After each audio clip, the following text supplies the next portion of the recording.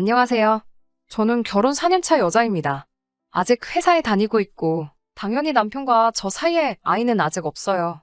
남편은 체육 쪽을 전공했지만, 대입에 실패하면서 1년 더 재수하는 대신에 군대에 일찍 입대를 했습니다. 병사 의무복무 기간 2년을 채우고 나서 대학교를 재도전하려고 했는데, 간부들 눈에 들어서 부사관 지원을 하게 되었고, 그렇게 3년을 더 군 생활을 하다가 제대를 했어요. 전역하고 나니 대학교에 들어가는 게 겁이 났다고 하더라고요. 그래서 전역을 하자마자 곧바로 취직을 했고 거래처 여직원이었던 저를 만나게 되고 인연이 다 결혼까지 하게 되었습니다. 남편은 그때 다니던 회사에 아직도 다니고 있고 연차도 오래되어서 월급의 수당까지 합하면 한 달에 350만 원 정도를 벌고 있어요. 저도 아직 회사를 다니고 있고 둘이 버는 걸 합치면 600 정도를 벌고 있어서 결혼 생활 하는데 큰 문제는 없었습니다. 직접 발로 뛰는 만큼 돈을 좀 더 버는 구조라서 가끔 늦게까지 일하다 퇴근에 녹초가 되어서 집에 들어오는 날이 허다한데 그때마다 안쓰럽고 마음이 아팠습니다. 그래도 가족을 위해서 듬직하게 곰처럼 일하는 순수한 모습이 남편의 최고 장점이라고 생각했고 이 남자라면 평생을 함께해도 될 거라 생각했어요. 하지만 결국 단 한 가지의 단점에 이렇게 이혼을 결심하게 되었습니다. 지금부터 그 이야기를 해보려고 합니다. 신랑한테 남동생이 한 명 있어요. 남편하고는 4살 차이나 나는데 남편과는 다르게 공부머리가 있어서 4년제 상위권 대학을 나왔습니다. 하지만 저보다도 2살이나 어린데 아주 버르장머리가 없다고 해야 하나요? 도련님 때문에 기분 나쁜 적이 한두 번이 아니었어요. 저 역시 전문대를 졸업해서 곧바로 취직을 했고 시부모님 2분 다 고졸이기 때문에 도련님이 저를 포함한 씨가 식구들 중에서는 가장 학력이 좋습니다. 그래서 그런가 시부모님이 도련님에 대한 믿음이 아주 커요. 남편도 그 영향을 받은 건지 잘 모르는 게 있으면 동생에게 먼저 물어보고 동생이 하는 말이라면 똑똑한 놈이 하는 말이니까 하면서 100% 신뢰를 합니다. 저는 그런 부분이 조금 갑갑했어요. 제가 볼 땐 아직 취직도 못한 햇병아리가 자기가 우물한 개구리인 줄도 모르고 잘난 척을 하는 것 같은데 조금이라도 제가 도련님이 내린 결정에 의문을 제기하거나 조금이라도 불만을 가지면 제 말을 들을 생각은 안 하고 제가 학벌에 자격지심이 있어서 자기 동생의 의견에 반대를 위한 반대를 한다는 식으로 몰아가더라고요. 사실 저는 도련님의 첫인상부터가 마음에 들지 않았어요. 남편이 가족들을 처음 소개해주는 자리에서 제가 어느 학교를 나왔는지 집요하게 물어보더라고요. 전문대를 나왔다는 게 부끄러운 사실이 아니라고 생각해서 제가 졸업한 학교를 말해줬더니 응? 거기는 대학교가 아니라 전문대 아니에요? 라고 하면서 비아냥대더라고요. 그 뒤로부터 제가 무슨 말만 하면 형수님은 전문대를 나오셔서 잘 모르나 본데 하면서 제 말을 계속해서 자르고 제 의견은 무시하면서 자기 하고 싶은 말만 우다다 늘어놓고 했거든요. 도련님이 좋은 대학 나온 건 알겠는데 좋은 대학에서 기본적인 예의는 안 가르쳐주는가 싶었어요. 남편도 도련님한테 한마디 해주면 좋을걸. 눈치가 없는 건지 도련님이 말할 때마다 그렇지 하면서 고개를 끄덕이고 있는 모습을 보면 한 대 쥐어받고 싶을 정도였어요. 하지만 이런 건 서운한 축에도 끼지 못해요. 사실 지금 남편과 저 사이에 아이가 없는 것도 도련님 때문인 이유가 가장 커요. 결혼하고 나서 맞는 첫 시댁 방문 날 저녁 식사를 하면서 시부모님이 아이는 언제 가질 계획이냐고 물어보셨어요. 결혼도 했는데 늦출 이유가 없다는 생각에 기회만 되면 바로 갖고 싶다고 대답해 드렸는데 뜬금없이 도련님이 중간에 대화에 참여하더니 요즘 애들의 행복은 학력으로 결정된다는 얼토당토 않는 말을 하면서 군바리의 전문대를 졸업한 저희가 아이들 교육을 똑바로 할 수 있겠냐고 한 명당 사교육비 1억씩 모을 때까지는 아이를 갖지 않는 편이 앞으로 태어날 아이를 위해서도 더 좋을 거라는 말도 안 되는 소리를 했어요. 시부모님은 조금 떨떠름한 표정이셨는데 남편한테는 그 개소리가 엄청난 조언처럼 들렸나 봐요. 그 후로 남편이 아이 사교육비로 나갈 목돈을 만들기 전까지는 아이 만드는 걸 조금 미루자고 제안을 했고 저는 헛소리 하지 말라고 당연히 거절을 했어요. 하지만 제가 아무리 노력을 해도 남편이 너무 조심을 하니 어떻게 할 방법이 없더라고요. 그걸로 몇 번은 싸웠는데 아이가 멍청한 걸로 놀림받을 생각을 해보라고 하면서 5년만 더 열심히 모아서 우리 아이는 원하는 공부 다 시켜주고 싶다고 울먹이며 이야기하더라고요. 아이가 태어나면 제가 회사를 그만두어야 하니 조금 여유있게 돈을 모으고 싶다고 했어요. 너무나도 강경하게 나오기도 했고 남편 본인이 배우지 못한 것에 대한 서러움을 제게 표현한 게 처음이라서 5년은 너무 길다고 앞으로 3년만 더 기다리기로 했습니다. 남편을 봐서라도 몇 번을 참아왔지만 도련님의 예의 없는 행동이 도를 넘은 건 재작년 일이었습니다. 시어머니가 환갑이 되시는 해이기도 해서 무언가 특별한 선물을 해드리고 싶었어요. 그래서 이것저것 알아보다가 시댁에 가정마다 하나씩은 있을 만한 가족사진이 하나도 없던 게 기억이 나서 시부모님을 모시고 가족사진을 찍으면 좋겠다는 생각이 들었어요. 사진을 찍기로 한 당일날 옷들 다 차려입고 스튜디오 앞에서 온 가족이 모였습니다. 약속 시간보다 30분이나 늦게 온 도련님이 사과는 못할망정 오랜만에 정장을 입고 있는 제 남편을 보면서 형은 정장이 참 안 어울린다며 이죽대고 있더라고요. 그 모습에 제가 너무 화가 나서 도련님은 형한테 말버릇이 그게 뭐냐고. 부모님도 계시고 다 도련님 윗사람들인데 기다리게 했으면 먼저 사과를 해야지 얼렁뚱땅 넘어가려 하느냐고 한 소리를 했어요. 제가 한 말이 기분이 나빠 보였지만 틀린 말이 없었으니 엄청 분해하기만 하고 아무 말도 못하더라고요. 스튜디오에 도착해서 사진을 찍기 위해 사진 작가님의 안내를 받으며 카메라 앞으로 온 가족이 나란히 섰는데 도련님이 사진 찍기를 거부하고 움직일 생각을 안 하더라고요. 시부모님이 도련님에게 빨리 안 오고 뭐하냐고 눈치를 주시는데 도련님이 이건 가족 사진인데 형수님이 사진을 왜 같이 찍냐고 하더라고요. 그게 무슨 말이에요? 가족 사진이니까 당연히 저도 같이 찍어야죠. 아까 제가 한 소리 한 것 때문에 그런 거면 제가 사과드릴 테니까 빨리 이쪽으로 오세요. 라고 말했어요. 사과는 하고 싶지 않았는데 스튜디오 촬영 시간이 한정적이라서 작가님이 많이 당황한 듯 보여 도련님을 달래주기 위해 할 수밖에 없었습니다.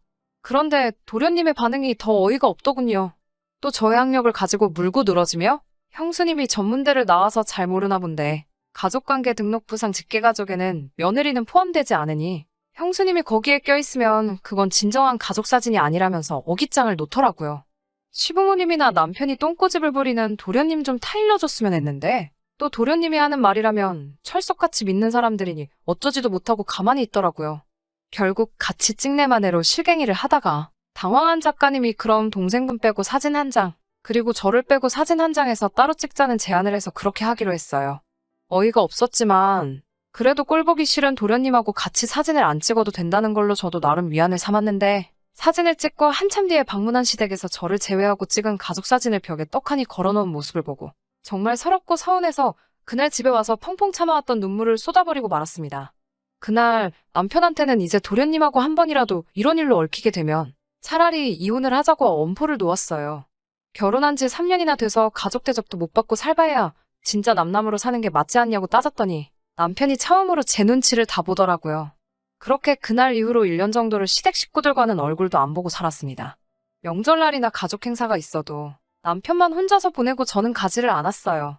그리고 작년 여름 처음으로 시댁 행사에 참여하게 되었습니다. 갈 생각은 하나도 없었지만 남편이 이만하면 됐지 않냐고 이제 절대 저를 서운하게 하지 않을 테니 그날 일은 이제 그만 용서해달라는 부탁에 결국 이기지 못하고 참석하게 되었습니다. 시댁과 저를 다시 만나게 해준 행사는 도련님의 결혼식이었습니다. 아직도 취직도 못하신 대단한 도련님이 직장이 생기기도 전에 어디서 속도 위반을 해가지고 아주 급하게 결혼식을 올리게 되었다고 하더라고요. 하필 처음으로 시댁을 다시 만나는 게 도련님의 결혼식인가 싶었지만 한 입으로 두 말을 할 수 없어서 참석하게 되었습니다. 결혼식은 잘 치러졌어요.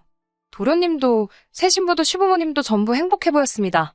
식이 끝나고 사진 촬영을 하는데 가족분들이 나오라는 말에 저도 모르게 자리에서 움찔해버리고 말았어요. 남편에게는 화장실이 급하다고 하고 사진 촬영에서 혼자 빠져버리고 말았습니다. 그 결혼식장에서 행복하지 않은 건 저 혼자밖에 없는 것 같았어요.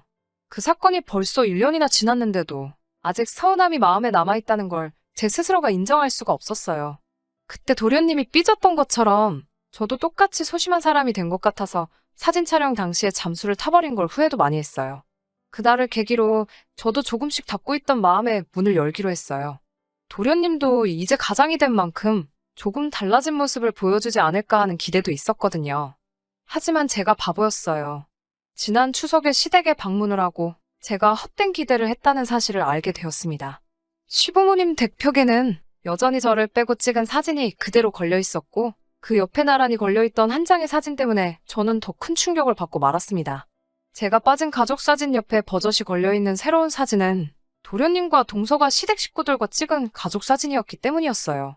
저를 더 서운하고 화가 나게 만든 건 저는 가족이 아니라고 열변을 토하던 그 동생의 어깨에 손을 올리고 환하게 웃고 있는 사진 속 남편의 모습이었습니다.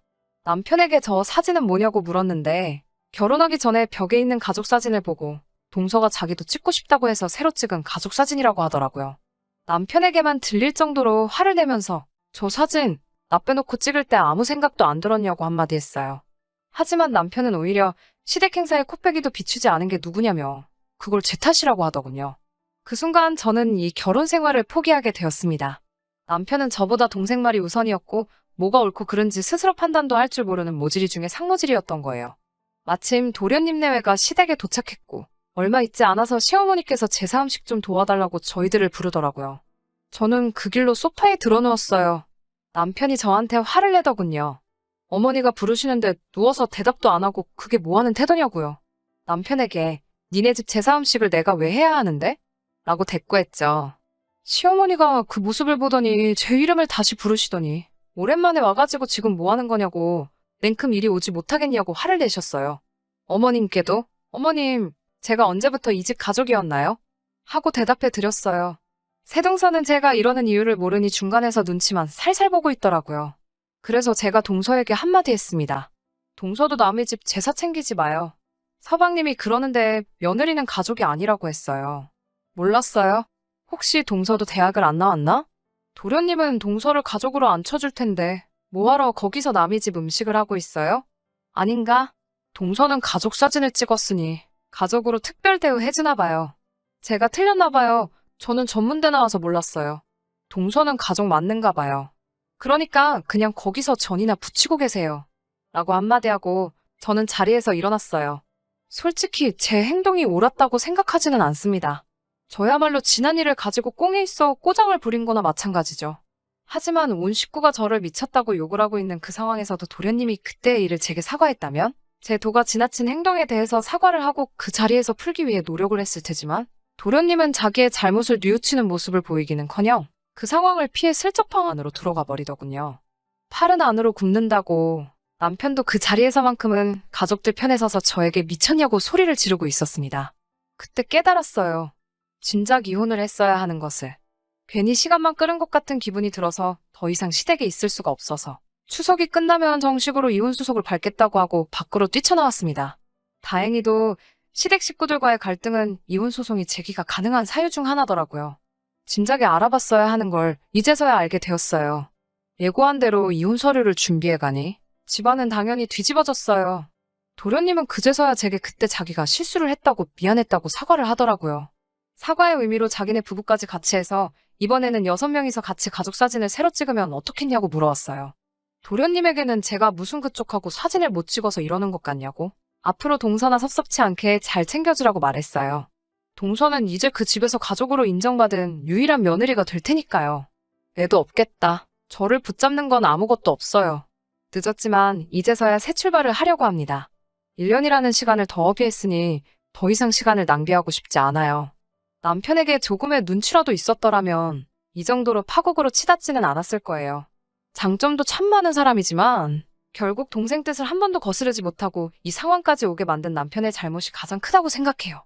이혼녀 딱지까지 붙은 제가 새로운 출발을 할 수 있을지는 아직 확신이 서질 않지만 이 결정이 저를 더 행복한 사람으로 만들어줄 거라 믿으며 이만 사연 줄이도록 하겠습니다.